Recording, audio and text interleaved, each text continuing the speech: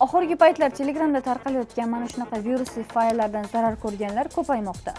O'zi firibgarlar qanday qilib oddiy bitta fayl orqali pulingizni uxlatib ketishadi?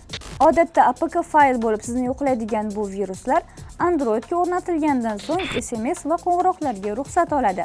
Ana shunda bank ilovangizga keladigan tasdiqlash kodlarini qo'lga kiritishadi. SMS xabarlarga ruxsat olish ketidan yo shaxsiy ma'lumotlaringiz sizdiriladi yoki pulingizni yechib olishadi. Kiberhujumga uchradingiz, pulingiz ketdi, xo'sh, uni qaytarishning iloji bormi?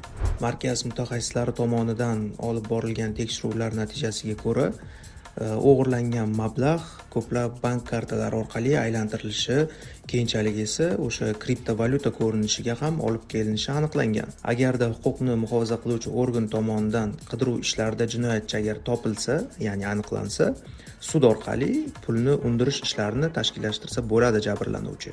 Yaxshisi siz virusli fayllarni Telegram botga yuboring. Bot ham faylni tahlil qilib beradi, ham o'sha zararli faylni yuklab olib, undan zarar ko'rayotgan yuzlab odamlarning shaxsiy ma'lumotlarini asrab qoladi. Chunki botga kelgan har bir fayl mutaxassislar tomonidan o'rganilib, zararsiz holatga keltiriladi. Bu videoni tanishlaringizga ham yuborib qo'ying, ular ham ogoh bo'lishsin.